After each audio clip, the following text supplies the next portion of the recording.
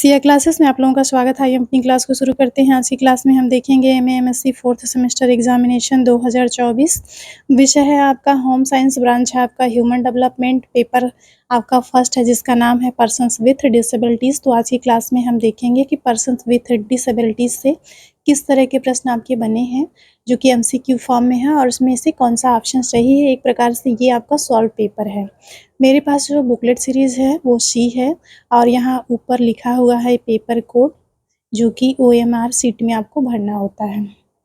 इसके बाद हम देख लेते हैं, यहाँ पे अनुक्रमांक अंकों में लिखना है, यहाँ पे शब्दों में लिखना है, यहाँ पे एनरोलमेंट नंबर लिखना है। समय आपको 2 घंटे का दिया गया है और जो अधिकतम अंक है 75 अंक 75 अंक का ये आपका प्रश्न पत्र है। इसमें 75 क्वेश्चन पूछे गए हैं। एक प्रश्न के लिए 1 अंक का निर्धारण किया गया है। इसमें कोई नेगेटिव मार्किंग नहीं है। बाकी यहाँ पे कॉलेज का नाम लिखना है, यहाँ पे कक्ष निरीक्षक के हस्ताक्षर करने हैं। बाकी कुछ निर्देश यहाँ पे दिए गए हैं जो आप देख सकते हैं। इसके बाद हम इसमें किस तरह के प्रश्न पूछे गए हैं उसको देख लेते हैं। तो चलिए सी सीरीज में जो पहला प्रश्न है, RPWD अधिनियम कब अधिनियमित किया गया था। ऑप्शन ए है या पहला ऑप्शन है 2010, दूसरा है 2012, तीसरा है 2014, चौथा है 2016। तो RPWD अधिनियम जो है ये कब अधिनियमित किया गया था, तो ये 2016 में किया गया था, इसलिए फोर्थ ऑप्शन आपका करेक्ट हो जाएगा।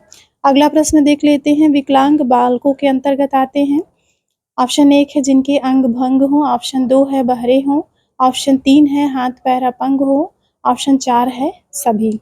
तो जो विकलांग बालक होते हैं उनके अंतर्गत ये सभी बालक आते हैं, इसलिए फोर्थ ऑप्शन आपका करेक्ट हो जाएगा।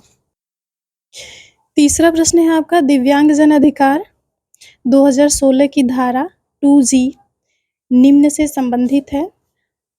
ऑप्शन 1 है सक्षम अधिकारी, ऑप्शन 2 है संसूचना, ऑप्शन 3 है स्थापना, ऑप्शन 4 है उच्च सहायता। तो दिव्यांगजन अधिकार 2016 की धारा 2G निम्न में से किससे संबंधित है, तो ये आपके सक्षम अधिकारी से संबंधित है, इसलिए फर्स्ट ऑप्शन आपका करेक्ट हो जाएगा। अगला प्रश्न है, विकलांग बालक होते हैं। ऑप्शन 1 है शारीरिक रूप से खराब बनावट, ऑप्शन 2 है शारीरिक रूप से अच्छी बनावट, ऑप्शन 3 है दोनों, ऑप्शन 4 है इनमें से कोई नहीं। तो जो विकलांग बालक होते हैं वो शारीरिक रूप से खराब बनावट वाले होते हैं, इसलिए ऑप्शन 1 आपका सही हो जाएगा।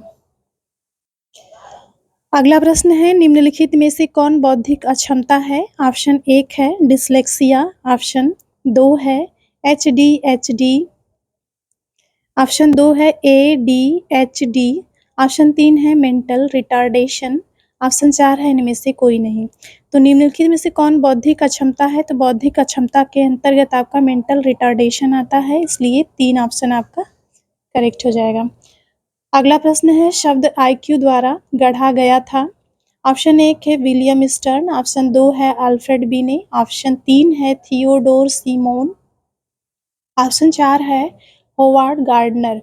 तो शब्द IQ किसके द्वारा गढ़ा गया था, तो ये विलियम स्टर्न के द्वारा गढ़ा गया था, इसलिए ऑप्शन 1 आपका सही हो जाएगा, वो भी सन 1911 में। अगला प्रश्न है, वयस्कों के प्रथम बुद्धि परीक्षण 1939 में विकसित किया था। ऑप्शन 1 है विलियम जेम्स, ऑप्शन 2 है बेस्चलर, ऑप्शन 3 है सिगमंड फ्रायड, ऑप्शन 4 है लियोन फेस्टिंगर। तो इसमें जो आपका करेक्ट ऑप्शन हो जाएगा, वयस्कों के प्रथम बुद्धि परीक्षण 1939 में विकसित किया गया था। किसके द्वारा विकसित किया गया था, तो ये आपका बेस्चलर के द्वारा विकसित किया गया था, इसलिए ऑप्शन 2 आपका करेक्ट हो जाएगा।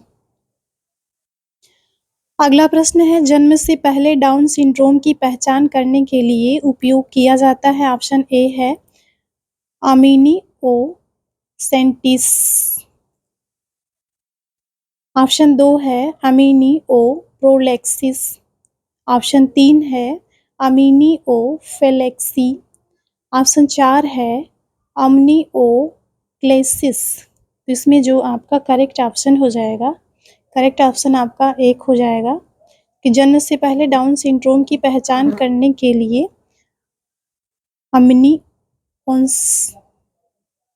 सेंटीसिस, एमनियोसेंटेसिस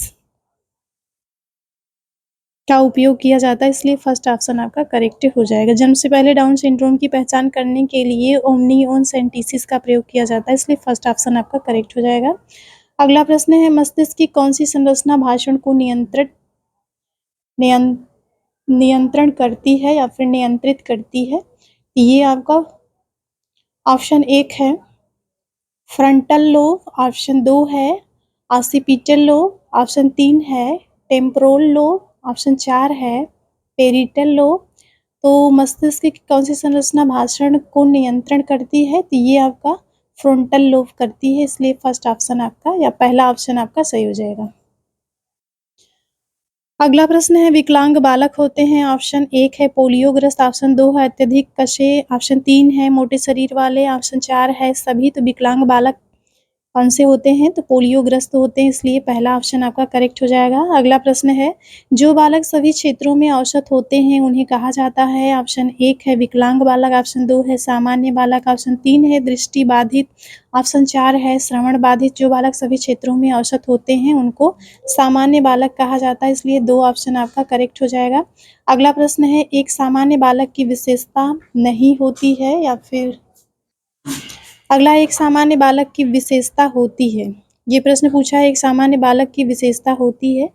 ऑप्शन 1 है अच्छी बनावट, ऑप्शन 2 है कमजोरी, ऑप्शन 3 है बीमार बालक, ऑप्शन 4 है सभी। तो एक सामान्य बालक की विशेषता क्या होती है? अच्छी बनावट होती है, इसलिए एक ऑप्शन आपका सही हो जाएगा। अगला प्रश्न है, कौन से बालक संवेगात्मक रूप से संतुलित होते हैं? ऑप्शन 1 है रचनात्मक बालक, ऑप्शन 2 है विकलांग बालक, ऑप्शन 3 है प्रतिभाशाली बालक, ऑप्शन 4 है सामान्य बालक। तो कौन से बालक संवेगात्मक रूप से संतुलित होते हैं? तो ये सामान्य बालक संवेगात्मक रूप से संतुलित होते हैं। 4 ऑप्शन आपका करेक्ट हो जाएगा।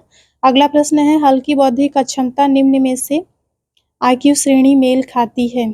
ऑप्शन 1 है 60-65 से 80, ऑप्शन 2 है 40-45 से 60, ऑप्शन 3 है 50-55 से 70, ऑप्शन 4 है 70-75 से 90। तो हल्की बौद्धिक अक्षमता निम्न में से आईक्यू श्रेणी से मेल खाती है, तो ये 50-55 से 70, इसलिए 3 ऑप्शन आपका करेक्ट हो जाएगा। निम्न में से कौन सी तकनीक हकलाने से निपटने के लिए प्रयोग की जाती है? ऑप्शन 1 है उद्देश्यपूर्ण भाषण, ऑप्शन 2 है व्यावहारिक भाषण, ऑप्शन 3 है विलंबित भाषण, ऑप्शन 4 है दीर्घकालीन भाषण। तो इसमें हमको लग रहा है कि 2 ऑप्शन आपका सही होगा। हकलाने से निपटने के लिए व्यवहारिक भाषण का प्रयोग करना चाहिए।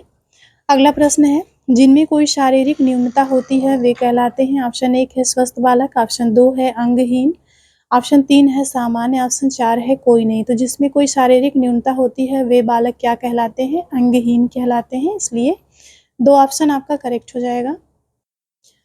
अगला प्रश्न है, क्रो एवं क्रो ने विशिष्ट बालकों को कितने भागों में बांटा है? ऑप्शन 1 है 4, ऑप्शन 2 है 5, ऑप्शन 3 है 2, ऑप्शन 4 है 3।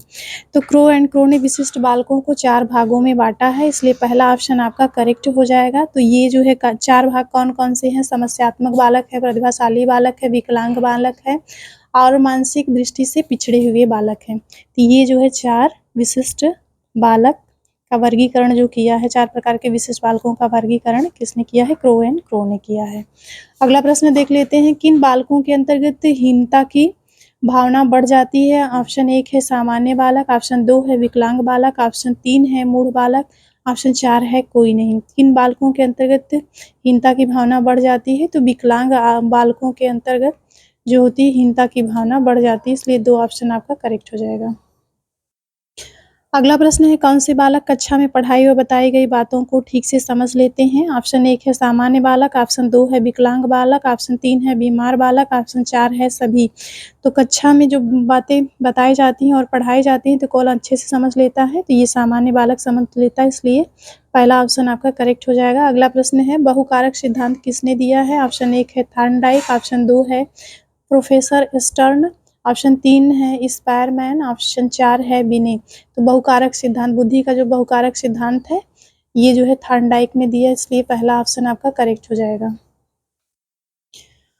अगला प्रश्न है, इसमें बुद्धि का परिभाषा पूछा गया है। बुद्धि कार्य करने की एक विधि है, यह कथन है। ऑप्शन 1 है वुडवर्थ, ऑप्शन 2 है थॉर्नडाइक, ऑप्शन 3 है स्टर्न, ऑप्शन 4 है डेविस। तो बुद्धि कार्य करने की एक विधि है, ये किसने कहा है? तो वुडवर्थ ने कहा है, इसलिए फर्स्ट ऑप्शन आपका करेक्ट हो जाएगा। अगला प्रश्न है, बुद्धि परीक्षण के प्रकार हैं। ऑप्शन 1 है बौद्धिक वैयक्तिक बुद्धि परीक्षण, ऑप्शन 2 है सामूहिक बुद्धि परीक्षण, ऑप्शन 3 है शाब्दिक तथा अशाब्दिक बुद्धि परीक्षण, ऑप्शन 4 है उपयुक्त सभी। तो बुद्धि परीक्षण के अंतर्गत उपयुक्त सभी प्रकार आते हैं, इसलिए फोर्थ ऑप्शन या फिर 4 ऑप्शन आपका करेक्ट हो जाएगा। अगला प्रश्न है, बुद्धि के कितने सिद्धांत होते हैं? ऑप्शन 1 है 10, ऑप्शन 2 है 5, ऑप्शन 3 ऑप्शन 4 है 7। तो बुद्धि के कितने सिद्धांत हैं? ये कन्फ्यूजन वाला प्रश्न है। वैसे 8 माना गया है, लेकिन ऑप्शन में 8 नहीं है, तो आप 7 के साथ जा सकते हैं, इसलिए चौथा ऑप्शन आपका करेक्ट हो जाएगा। अगला प्रश्न है, त्रिकारक सिद्धांत किसने दिया है? ऑप्शन ए है स्टर्न, ऑप्शन बी है स्पायरमैन, ऑप्शन 3 है बिने, ऑप्शन 4 है स्पीयरमैन। तो बुद्धि का त्रिकारक सिद्धांत किसने दिया है? तो ये स्पीयरमैन ने दिया है, इसलिए फोर्थ ऑप्शन आपका करेक्ट हो जाएगा। अगला प्रश्न है, बुद्धि को निर्धारित करने वाले कारक होते हैं। ऑप्शन 1 है आनुवंशिकता, ऑप्शन 2 है वातावरण, ऑप्शन 3 है उपयुक्त दोनों, ऑप्शन 4 इनमें से कोई नहीं। तो बुद्धि को निर्धारित करने वाले कारकों के अंतर्गत आनुवंशिकता भी आती है, वातावरण भी आता है, इसलिए थर्ड ऑप्शन या फिर तीसरा ऑप्शन आपका सही हो जाएगा, उपयुक्त दोनों। अगला प्रश्न है, थॉर्नडाइक ने बुद्धि के कितने प्रकार बताए हैं? ऑप्शन 1 है 3, ऑप्शन 2 है 4, ऑप्शन 3 है 5, ऑप्शन 4 है 6। तो थॉर्नडाइक ने बुद्धि के 3 प्रकार बताए हैं, मूर्त, अमूर्त या यांत्रिक। अमूर्त बुद्धि, मूर्त बुद्धि या यांत्रिक और सामाजिक बुद्धि। तो इसलिए पहला ऑप्शन आपका करेक्ट हो जाएगा। थॉर्नडाइक ने बुद्धि के कितने प्रकार बताए हैं? 3 प्रकार, अमूर्त बुद्धि, मूर्त बुद्धि या यांत्रिक और सामाजिक बुद्धि। अगला प्रश्न है, प्रतिभाशाली बालक की बुद्धि लब्धि होती है। ऑप्शन 1 है 140 से ऊपर, ऑप्शन 2 है 120 तक, ऑप्शन 3 है 90 से 120 तक, ऑप्शन 4 है इनमें से कोई नहीं। तो जो प्रतिभाशाली बालक होते हैं उनका जो आईक्यू होता है वो 140 से ऊपर होता है, इसलिए पहला ऑप्शन आपका करेक्ट हो जाएगा। अगला प्रश्न है, जड़ बुद्धि वाले बालक होते हैं। ऑप्शन 1 है 25 से कम, ऑप्शन 2 है 25 से 50 तक, ऑप्शन 3 है 50 से 75 तक, ऑप्शन 4 है 50 से 53 तक। तो जड़ बुद्धि वाले जो बालक होते हैं उनका जो आईक्यू होता है वो 25 से कम होता है, इसलिए पहला ऑप्शन आपका करेक्ट हो जाएगा। अगला प्रश्न है, मूर्ख बालक की बुद्धि लब्धि होती है।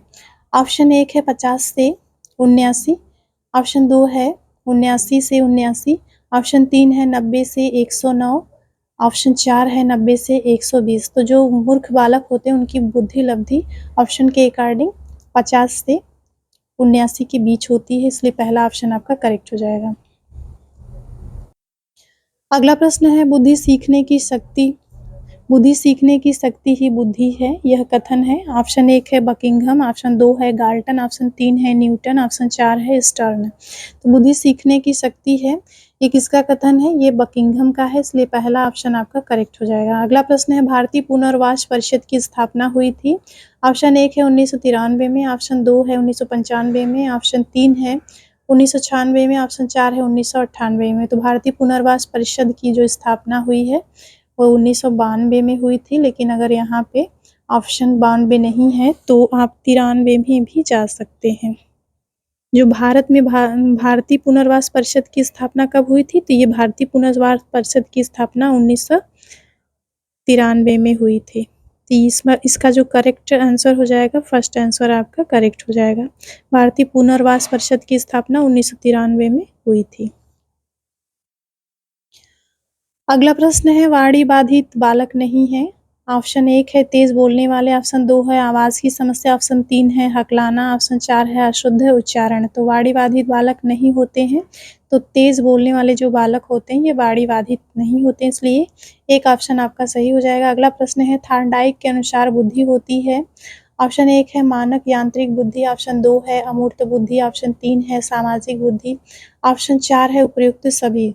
तो इसमें आपका फोर्थ ऑप्शन या फिर 4 वाला करेक्ट हो जाएगा। उपयुक्त सभी क्या हैं? बुद्धि के प्रकार हैं थॉर्नडाइक के अनुसार।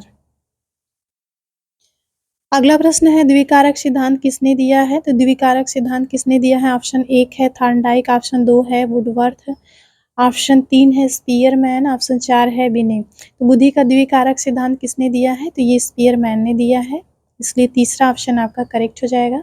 अगला प्रश्न है विशिष्ट बालकों में सीखने की क्षमता होती है।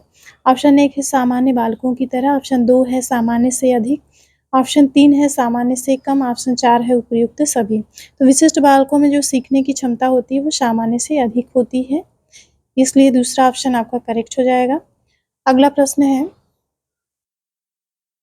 विशिष्ट बालकों का वर्गीकरण किया जाता है। ऑप्शन 1 है शारीरिक गुणों के आधार पर, ऑप्शन 2 है मानसिक गुणों के आधार पर, ऑप्शन 3 है 1 तथा 2 दोनों, ऑप्शन 4 है कोई नहीं। तो विशिष्ट बालकों का जो वर्गीकरण है वो शारीरिक गुणों के आधार पर किया जाता है और मानसिक गुणों के आधार पर भी किया जाता है, इसलिए तीसरा ऑप्शन आपका करेक्ट हो जाएगा, पहला तथा दूसरा दोनों।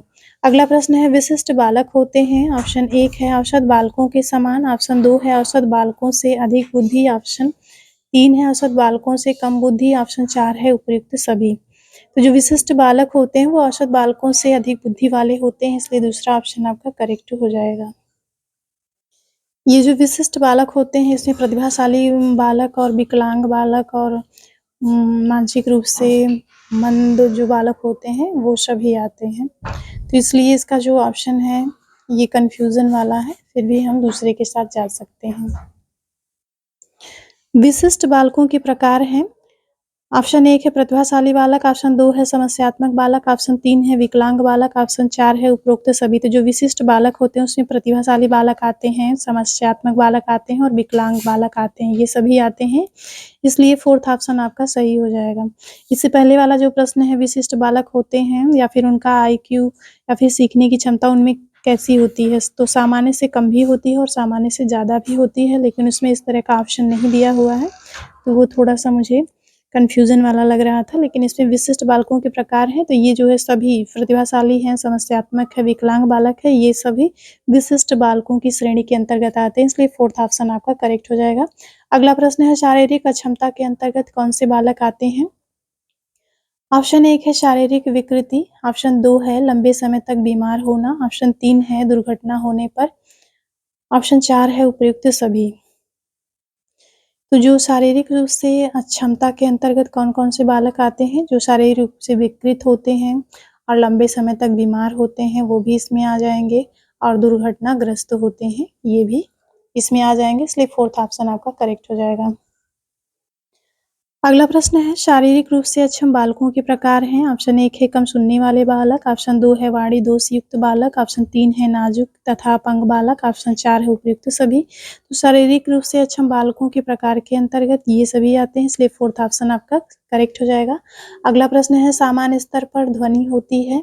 ऑप्शन 1 है 65 डीबी, ऑप्शन 2 है 55 डीबी, ऑप्शन 3 है 75 डीबी, ऑप्शन 4 इनमें से कोई नहीं। तो जो सामान्य स्तर की ध्वनि होती है वो 30 से 60 के बीच की होती है, तो इस तरह का ऑप्शन में नहीं है, तो आप डी के साथ जा सकते हैं। अगला प्रश्न है बहरेपन का कारण है। ऑप्शन 1 है जन्म से पूर्व, ऑप्शन 2 है जन्म के बाद, ऑप्शन 3 है वंश परंपरागत प्रभाव, ऑप्शन 4 है सभी। तो बहरेपन का कारण ये सभी है, इसलिए फोर्थ ऑप्शन आपका या फिर चौथा ऑप्शन आपका करेक्ट हो जाएगा सभी। बहरेपन का कारण जन्म पूर्व भी हो सकता है, जन्म के बाद भी होता सकता है और वंश परंपरागत प्रभाव के कारण भी हो सकता है।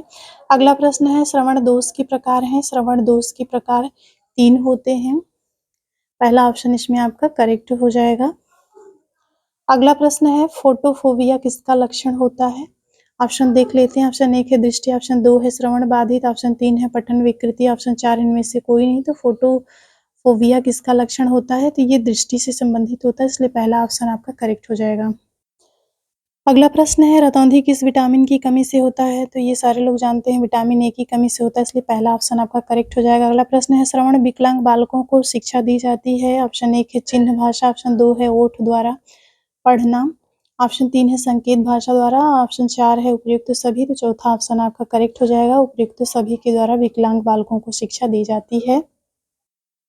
अगला प्रश्न है ध्वनि को मापते हैं। ऑप्शन 1 है डेसिबल, ऑप्शन 2 है मीटर, ऑप्शन 3 है सेंटीमीटर, ऑप्शन 4 है इनमें से कोई नहीं। तो ध्वनि को मापने का जो यंत्र होता है वो डेसिबल होता है, इसलिए पहला ऑप्शन आपका करेक्ट हो जाएगा। अगला प्रश्न है सभी बालक एक दूसरे से होते हैं। ऑप्शन 1 है सामान्य, ऑप्शन 2 है भिन्न, ऑप्शन 3 है दोनों, ऑप्शन 4 है कोई नहीं। तो सभी बालक एक दूसरे से क्या होते हैं? भिन्न होते हैं, इसलिए दूसरा ऑप्शन आपका करेक्ट हो जाएगा। अगला प्रश्न है वैज्ञानिक लेखन शब्द किससे संबंधित? ऑप्शन 1 है इतिहास, ऑप्शन 2 है विज्ञान, ऑप्शन 3 है भूगोल, ऑप्शन 4 है कोई नहीं। तो वैज्ञानिक लेखन शब्द का संबंध विज्ञान से, इसलिए दूसरा ऑप्शन आपका करेक्ट हो जाएगा। अगला प्रश्न है ल्यूटी के अनुसार विकलांग बालक की प्रवृत्ति होती है। ऑप्शन 1 है स्वयंहीनता, ऑप्शन 2 है हीनता, ऑप्शन 3 है उपलब्धि, ऑप्शन 4 है कोई नहीं। तो ल्यूटी के अनुसार विकलांग बालक की जो प्रवृत्ति होती है वो स्वयंहीनता की होती है, इसलिए पहला ऑप्शन आपका करेक्ट हो जाएगा।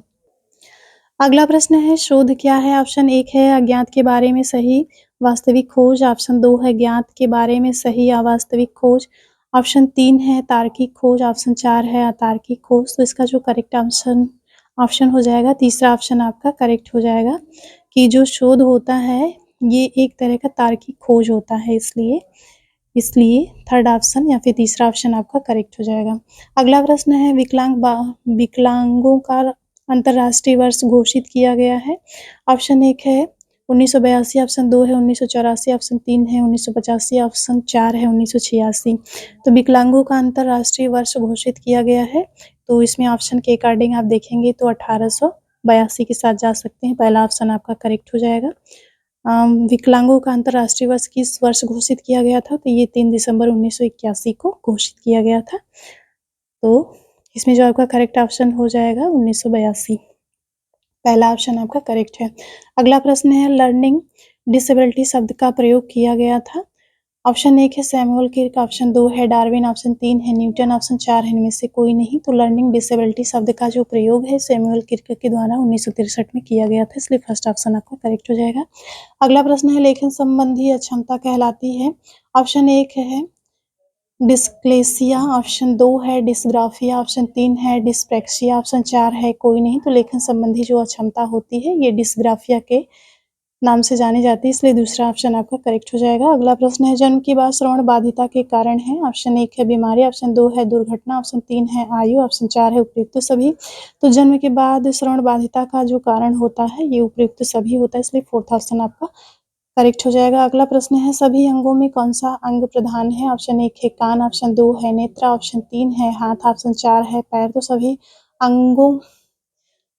अंगों में जो अंग प्रधान होता है वो नेत्र है, इसलिए दूसरा ऑप्शन आपका करेक्ट है। अगला प्रश्न है वैज्ञानिक लेखन में आवश्यक होता है। ऑप्शन 1 है प्रामाणिकता, ऑप्शन 2 है परिशुद्धता, ऑप्शन 3 है निश्चित रूपरेखा, ऑप्शन 4 है उपयुक्त सभी। तो वैज्ञानिक लेखन में इन सभी की आवश्यकता होती है, इसलिए उपयुक्त सभी फोर्थ ऑप्शन आपका करेक्ट हो जाएगा। वैज्ञानिक लेखन में आपकी प्रामाणिकता होनी चाहिए, परिशुद्धता होनी चाहिए और निश्चित रूपरेखा होनी चाहिए, इसलिए फोर्थ ऑप्शन आपका सही हो जाएगा। अगला प्रश्न है कौन सी पद्धति एक निश्चित प्रक्रिया है? ऑप्शन 1 है वैज्ञानिक पद्धति, ऑप्शन 2 है प्रामाणिकता, ऑप्शन 3 है परिशुद्धता, ऑप्शन 4 है कोई नहीं। तो कौन सी पद्धति एक निश्चित प्रक्रिया है? तो वैज्ञानिक पद्धति जो है एक निश्चित प्रक्रिया है, इसलिए पहला ऑप्शन आपका करेक्ट हो जाएगा। अगला प्रश्न है शोध का क्या अर्थ है? ऑप्शन 1 है नए ज्ञान प्राप्त करना, ऑप्शन 2 है खोज करना, ऑप्शन 3 है दोनों, ऑप्शन 4 है इनमें से कोई नहीं।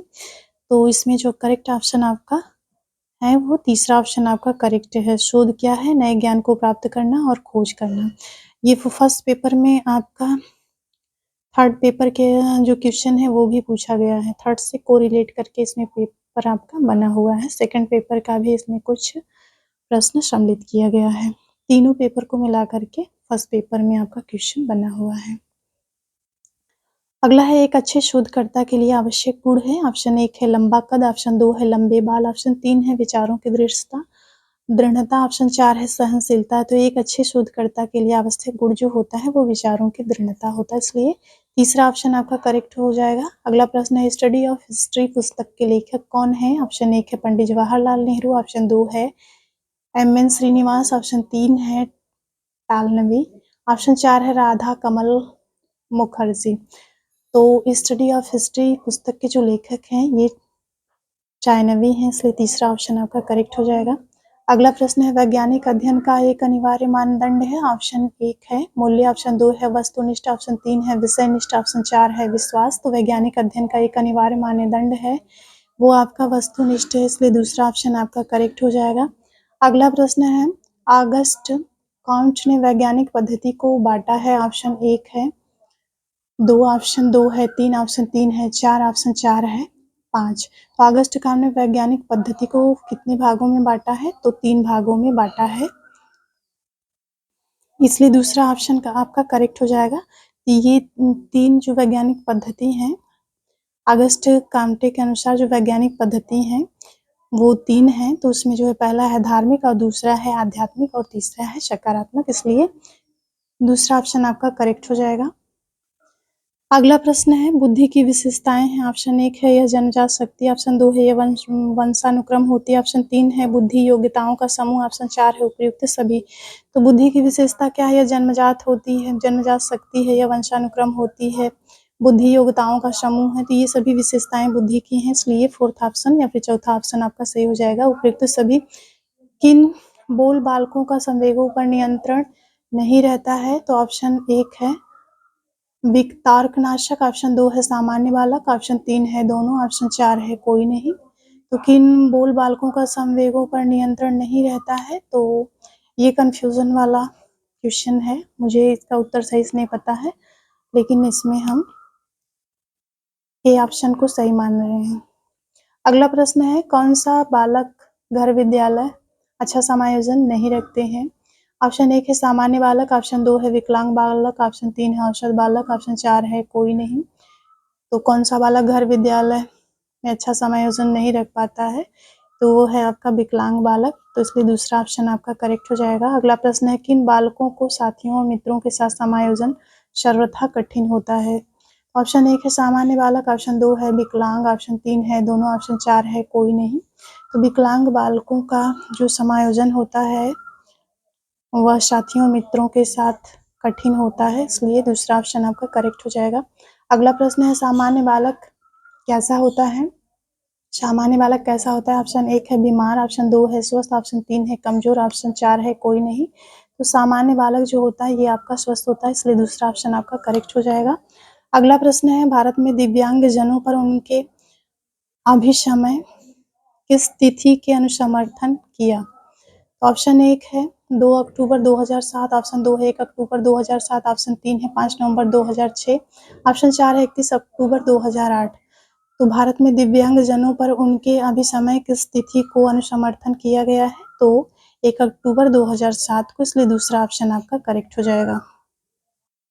अगला प्रश्न है दिव्यांगजन अधिकार अधिनियम 2016 में कुल कितनी धाराएं हैं? ऑप्शन 1 है 75, ऑप्शन 2 है 99, ऑप्शन 3 है 95, ऑप्शन 4 है 102। तो दिव्यांगजन अधिकार अधिनियम 2016 में कुल 102 धाराएं हैं, इसलिए फोर्थ ऑप्शन आपका करेक्ट हो जाएगा। अगला प्रश्न है दिव्यांगजन अधिकार अधिनियम 2016 के में अंतर्गत विशेष रोजगार कार्यालय में उपबंध किया गया। ऑप्शन 1 है धारा 35, ऑप्शन 2 है धारा 46, ऑप्शन 3 है धारा 32, ऑप्शन 4 है धारा 36। तो दिव्यांगजन अधिकार अधिनियम 2016 में अंतर्गत विशेष रोजगार कार्यालय के उपबंध किए गए हैं, तो धारा आपका 36 में किया गया है, इसलिए फोर्थ ऑप्शन आपका करेक्ट हो जाएगा। अगला प्रश्न है दिव्यांगजन अधिकार अधिनियम 2016 के अंतर्गत केंद्रीय सलाहकार बोर्ड के सदस्यों का कार्यकाल होता है। ऑप्शन 1 है 3 वर्ष, ऑप्शन 2 है 2 वर्ष, ऑप्शन 3 है 6 वर्ष, ऑप्शन 4 है 1 वर्ष। तो दिव्यांगजन अधिकार अधिनियम 2016 के अंतर्गत केंद्रीय सलाहकार बोर्ड के जो भी सदस्य होते हैं उनका कार्यकाल 3 वर्ष का होता है, इसलिए पहला ऑप्शन आपका करेक्ट हो जाएगा। अगला प्रश्न है दिव्यांगजन अधिकार अधिनियम 2016 के तहत पुनर्वास की परिभाषा दी गई है। तो इस क्वेश्चन का आंसर मुझे नहीं पता है। अगला प्रश्न देख लेते हैं विकलांग बालक अपने आप को कैसा समझते हैं? ऑप्शन 1 है असहाय, ऑप्शन 2 है सुरक्षित, ऑप्शन 3 है अयोग्य, ऑप्शन 4 है सभी। विकलांग बालक अपने आप को असहाय, सुरक्षित, अयोग्य समझते हैं, इसलिए फोर्थ ऑप्शन आपका करेक्ट हो जाएगा, सभी।